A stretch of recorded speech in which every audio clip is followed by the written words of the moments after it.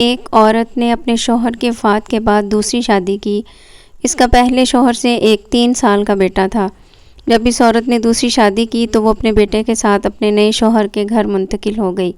نیا شوہر بہت امیر تھا، اس لیے اس نے اس بات پر کوئی اعتراض نہیں کیا کہ اس کا بیٹا بھی ہے اور وہ ان کے ساتھ رہے گا۔ شروع میں وہ اس بچے کے ساتھ کھیلتا بھی تھا اور اسے اپنا سمجھتا تھا، لیکن 1 سال بعد جب ان کا اپنا بیٹا پیدا ہوا تو شوہر کی محبت اور توجہ بدلنے لگی۔ اب وہ اپنے سوتیلے بیٹے سے کترانے لگا، اس کے ساتھ پہلے جیسا سلوک نہیں کرتا تھا۔ اس کا سارا دھیان اپنے حقیقی بیٹے پر تھا۔ ایک دن جب وہ کام سے واپس آیا تو اپنے بیٹے کے لیے ایک نئی سائیکل لے کر آیا۔ ماں کا دل کٹ گیا جب اس نے اپنے یتیم بیٹے کو اپنے چھوٹے بھائی کو حسرت بھری نگاہوں سے دیکھتے پایا۔ ماں نے شوہر سے درخواست کی کہ وہ اپنے سوتیلے بیٹے کے لیے بھی ایک سائیکل خرید دے، لیکن شوہر نے انکار کر دیا اور کہا کہ وہ اس بچے کا ذمہ دار نہیں ہے۔ اگر ماں نے دوبارہ اس بارے میں بات کی تو وہ بچے کو گھر سے نکال دے گا۔ ماں نے اپنے بیٹے کے تحفظ کے لیے یہ بات مان لی۔ وقت گزرتا گیا، دونوں بچے بڑے ہو گئے۔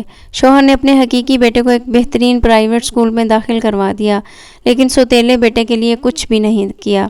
اس نے کہا کہ وہ اس کا والد نہیں ہے، اس لیے اس پر اپنا پیسہ کیوں خرچ کرے۔ اس نے کہا کہ یہ لڑکا تو اس کا نام لے گا، نہ ہی اسے کوئی فائدہ پہنچائے گا۔ ماں نے غصے سے جواب دیا، ہاں وہ شاید تمہارا خون اور گوشت نہیں ہے، لیکن اس کا مطلب یہ نہیں ہے کہ تم اسے تعلیم سے محروم رکھو اور اسے جہالت کے اندھیرے میں چھوڑ دو۔ کیا تمہارے دل میں ذرا سی بھی رحمت اور شفقت نہیں ہے؟ شوہر نے کہا، بس میں بہت تھک چکا ہوں، بہت ہو چکا، اب میں اس کی موجودگی کو برداشت نہیں کر سکتا، میں اسے اپنے گھر میں بھی نہیں دیکھنا چاہتا۔ لڑکا اپنی ماں کے پاس آیا اور اس کے آنسو پونچھتے ہوئے کہا، ماں پریشان نہ ہو، کچھ بھی ایسا نہیں جس کے لیے آپ کو رونا پڑے۔ میں تھک چکا ہوں، آپ کو روزانہ میری خاطر اس شخص کی توہین برداشت کرنا پڑتی ہے۔ آپ کی خوشی کے لیے میں یہ گھر چھوڑ دوں گا۔ وہ لڑکا اپنی ماں کو چھوڑ کر چلا گیا، اپنے کپڑے اٹھائے گھر سے نکل گیا۔ ماں کا دل جیسے آگ میں جلنے لگا۔ اس کے دماغ میں سوالات اٹھنے لگے کہ اس کا بیٹا کہاں جائے گا، کہاں رہے گا، کہاں سے کھائے گا، اگر وہ بیمار پڑ گیا تو اس کی کون دیکھ بھال کرے گا۔ ماں نے اپنے ہاتھ آسمان کی طرف اٹھائے اور دعا کی، اے اللہ، میں اپنے یتیم بیٹے کو تیرے سپرد کرتی ہوں، اس کی حفاظت فرما، اسے محفوظ و سلامت واپس لیا۔ جب شوہر واپس آیا تو اس نے دیکھا کہ بیوی خوش اور مطمئن نظر آ رہی ہے۔ اسے حیرت ہوئی کہ بیٹا گھر سے چلا گیا ہے اور پھر بھی بیوی خوش کیوں ہے۔ اس نے پوچھا، تم خوش کیوں ہو، اپنے بیٹے کے جانے پر اداس کیوں نہیں ہو؟ بیوی نے مسکرا کر کہا، میں نے اپنے بیٹے کی حفاظت اس کے سپرد کر دی ہے جو اسے دیکھ بھال اور حفاظت کے قابل، جو اسے قابل ہے، جو کبھی تھکتا نہیں ہے، کبھی نا امید نہیں کرتا اور بغیر کسی اجر کے سب کچھ کر سکتا ہے۔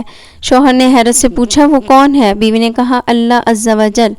شوہر نے طنزیہ ہنسی کے ساتھ، باہر رحم نہیں کرتی اور کوئی بھی بھوکے پر ترس نہیں کھاتا، لگتا ہے تم نے اپنا دماغ کھو دیا ہے۔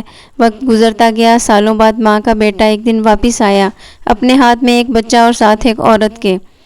اس نے اپنی ماں کو سلام کیا۔ ماں حیرت اور خوشی سے پوچھتی رہی کہ یہ عورت کون ہے اور یہ بچہ کس کا ہے؟ بیٹے نے جواب دیا، یہ میری بیوی ہے اور یہ میرا بیٹا۔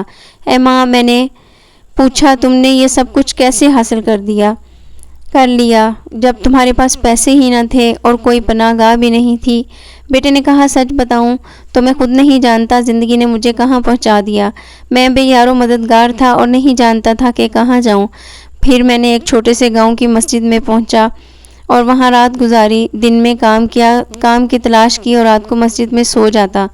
امام مسجد کو اپنی کہانی سنائی۔ اس نے مسجد میں سونے کی اجازت مانگی۔ امام مسجد کو اپنی کہانی سنائی اور ان سے مسجد میں سونے کی اجازت مانگی۔ انہوں نے اجازت دے دی اور ہر روز مجھے کھانا دے دیتے۔ میں شام کو مسجد صاف کرتا اور امام نے مجھے قرآن حفظ کروایا۔ وہ دین کی تعلیم میں روزانہ مسجد کی لائبریری میں پڑھا کرتا تھا۔ ایک دن امام بیمار پڑ گئے تو میں نے لوگوں کو نماز پڑھائی۔ اسی دن سے میں لوگوں کا امام بن گیا۔ لوگ مجھے پسند کرنے لگے اور مجھ سے محبت کرنے لگے۔ انہوں نے میرے لیے ایک یتیم لڑکی سے شادی کا انتظام کیا جس کے پاس صرف اس کی دادی تھی۔ میں نے شادی کی اور کچھ ہی عرصہ کے بعد اس کی دادی کا انتقال ہو گیا۔ بیوی کو اس کی دادی کی وراثت سے زمین کا ایک ٹکڑا ملا جسے میں نے کاشت کیا اور حالات بہتر ہو گئے۔ الحمدللہ، اللہ کے فضل سے میرے پاس بہت سی زرعی زمینیں ہیں اور اللہ نے مجھے اپنے فضل سے نوازا ہے۔ مجھے ہمیشہ لگتا تھا کہ آپ کی دعائیں میرے ساتھ ہیں اور اللہ نے آپ کی وجہ سے میری مدد کی۔ ماں خوشی سے رو پڑی اور جان گئی کہ اللہ نے اس کی دعائیں قبول کی۔ اس نے اپنے پوتے کو گلے لگایا اور بیٹے نے ماں کے ہاتھ چومے، لیکن شوہر کو یقین نہیں ہو رہا تھا کہ ایک دن وہ لڑکا کامیاب اور امیر ترین شخص بن کر واپس آئے گا۔ سبحان اللہ، اللہ ہی رازق ہے، بے شک اللہ ہی رازق ہے اور جسے چاہے بے حساب نواز دیتا ہے۔ اس یتیم بچے کو اس کی ماں کی دعاؤں اور رضامندی کی بدولت نوازا گیا۔ اور آخر میں حضور نبی کریم صلی اللہ علیہ وسلم پر، ان کی آل و اصحاب پر اور تابعین پر قیامت تک کے لیے درود و سلام بھیجنا نہ بھولے۔